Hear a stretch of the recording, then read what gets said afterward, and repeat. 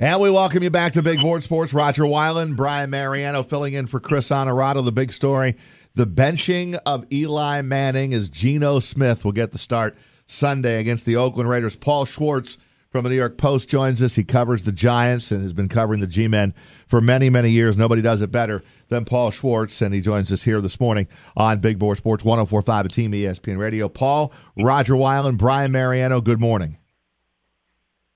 Gentlemen, I didn't think we'd be meeting like this and talking about this today, but here we are, right? Here we are, and whenever it came down late yesterday afternoon when I was sitting in the News Channel 13 newsroom, somebody, hey, did you see what just was announced? And I went, no, and they said Eli Manning has been benched, and then the real surprise to me was the benching, yes, but Geno Smith as the starter. Let me just start with how surprised you were. You cover this team day in, day out. Did this catch you totally off guard, Paul? Well, the Geno Smith part of it, yes and no. Look, I mean, if yesterday at this time, if you would have called me up and said, you hearing anything about Eli, I would have said no. So I'm not going to lie about that. But, you know, I've been writing and others have been talking about, look, the season's over.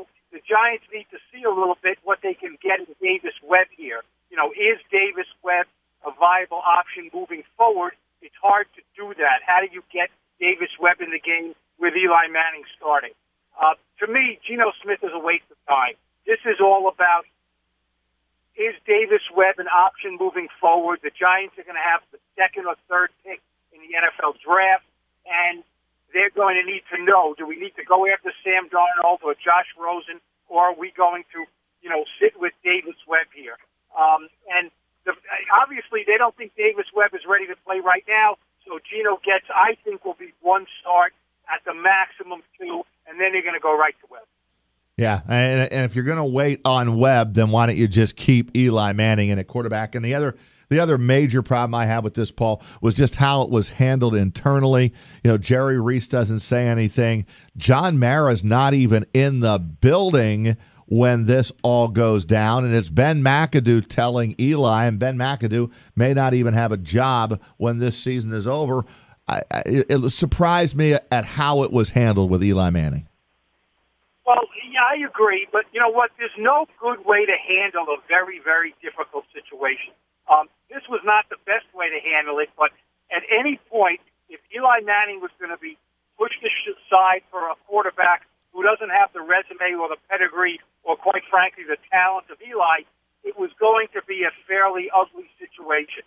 Look, Ben McAdoo's the coach, and you know, Jerry Reese runs the show from a personnel point of view, but Ben McAdoo is the coach, and he makes the personnel decisions. So, you know, I think that John Mara and Jerry Reese are relieved to let Ben McAdoo do this. And, you know, for people who say, well, Ben McAdoo is just trying to save his job, I don't think this saves his job, because you're putting in a quarterback who probably is not ready to play. And then if you go with Webb, you're going with a rookie who there's no way he's going to be more equipped to play than Eli Manning is. So, look, they're 2-9, and crazy things have to happen.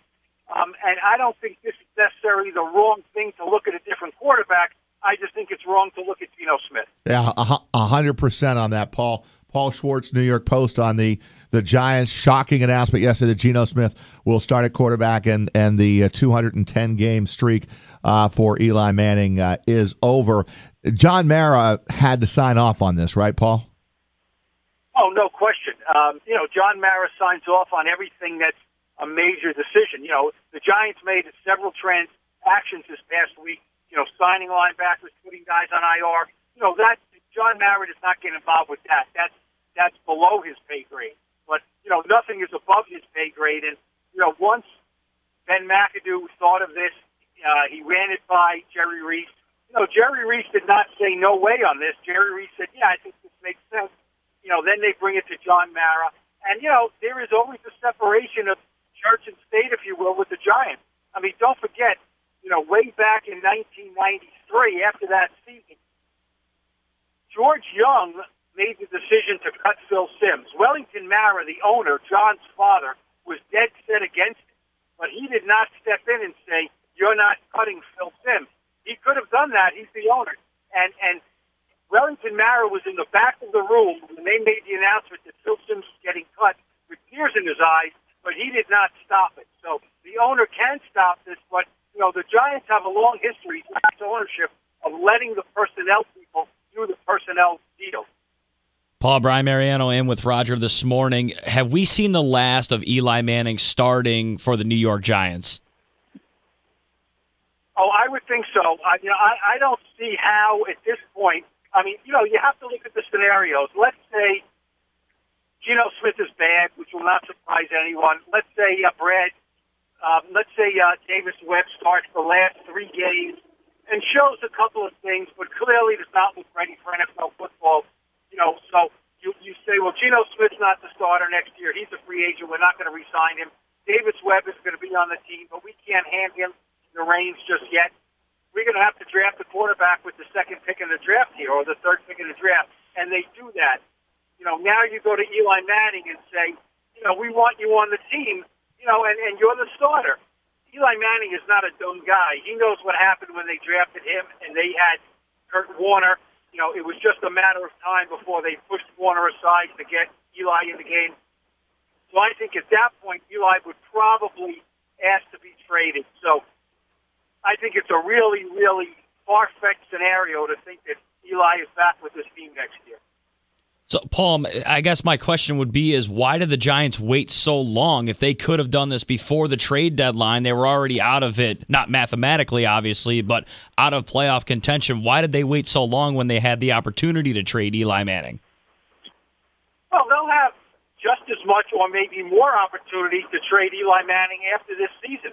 So I don't think that's the real issue. Eli Manning is Eli Manning, and I think some teams might be more inclined to pick up a guy like Eli Manning after the season, starting fresh. I mean, with the Jacksonville Jaguars have traded for Eli Manning right now, with the Broncos have traded for Eli Manning right now, maybe, but then you have to bring him in, you have to get him up to speed on the offense.